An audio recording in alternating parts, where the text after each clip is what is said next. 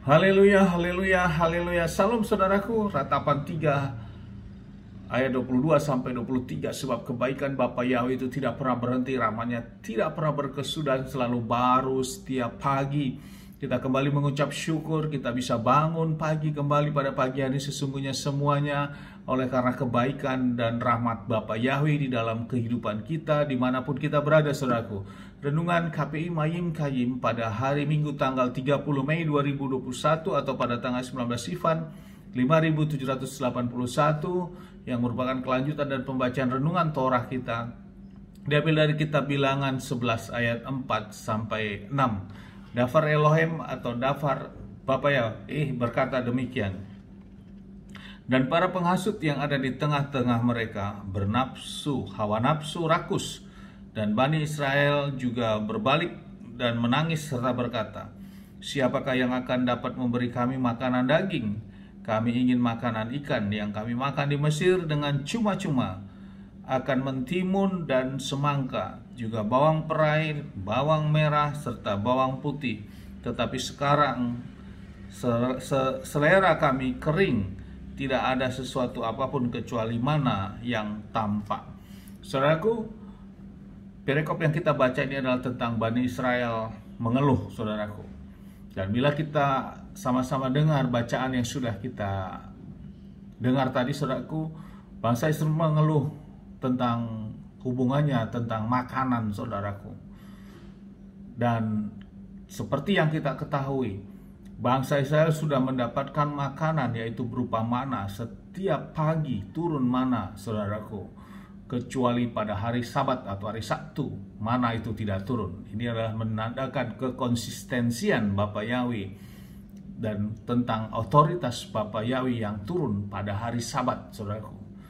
Karena mana pada hari Jumatnya turun 2 porsi, pada hari Sabat mana tidak turun. Dan inilah mana yang berbicara untuk menjawab tentang kepentingan makanan atau kepentingan perut ini bagi bangsa Israel.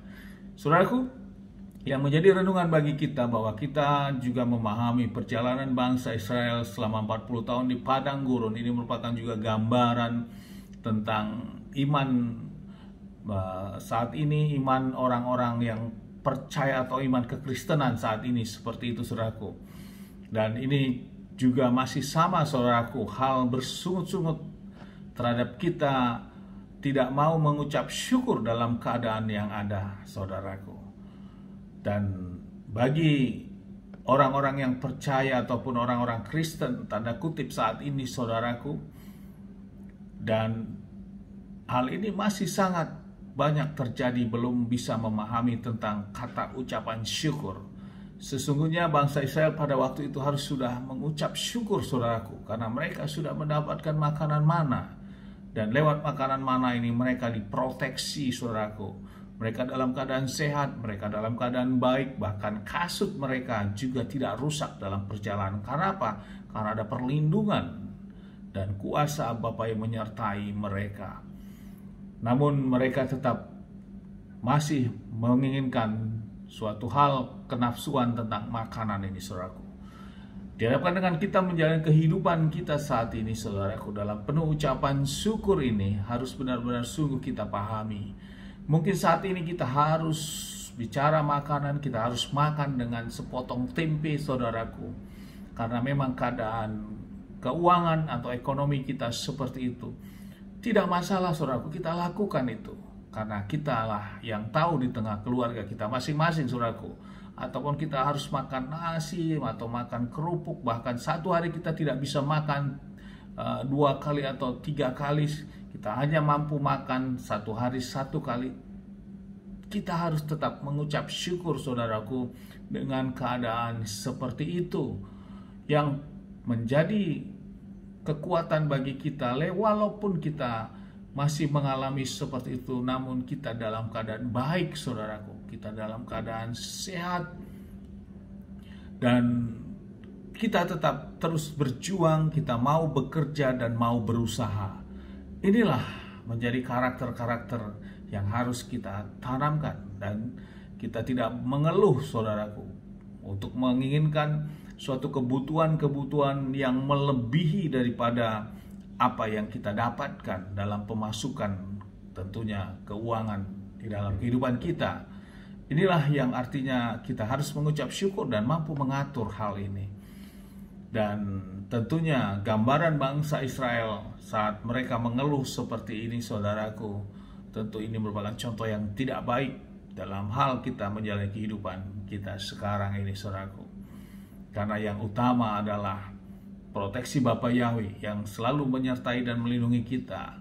Walaupun kita makan sangat sederhana, namun kita tetap dalam lindungan Bapa Yahweh. Namun tetap harus terus berjuang, saudaraku, untuk beraktivitas, untuk bekerja, sehingga kita tidak muncul sifat-sifat seperti halnya bangsa Israel pada waktu yang seperti perikop yang kita baca ini, saudaraku.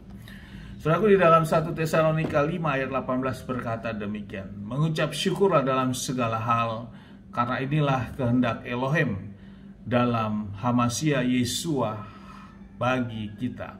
Jadi saudaraku, firman Bapa Yahweh di 1 Tesalonika 5 ayat 18 juga menegaskan tentang kita selalu mengucap syukur, namun juga memang kita harus tetap berjuang, saudaraku, dan kita berusaha. Kita tidak menjadi orang-orang yang peminta-minta juga, saudaraku, karena kita masih diberikan kesehatan dan kita harus berusaha untuk bekerja sesuai dengan yang Bapa Yahweh berikan, kemampuan yang ada pada kita. Dan percayalah, Bapa Yahweh akan menolong, memberikan jalan keluar, karena kita mengucap syukur bahwa di balik ucapan syukur ada kekuatan besar yang Bapa Yahweh curahkan. Amin, haleluya. Sukses besar buat kita. Dari tempat ini saya berdoa Bapa Yahweh memberkati dan melindungi kita semua dimanapun kita berada. Bapa Yahweh menyinari wajahnya kepada kita dan memberikan kita kasih karunia. Bapa Yahweh menghadapkan wajahnya kepada kita, memberikan kita damai sejahtera. Apapun yang kita kerjakan, apapun yang kita lakukan sepanjang hari ini, semuanya menjadi berhasil. Dan kita, orang-orang yang percaya kepada Bapa Yahweh dan mau melakukan perintah dan ketetapan Bapa Yahweh, kita tidak dipermalukan, saudaraku, dan hidup kita diberkati. Amin, haleluya. Shalom, saudaraku.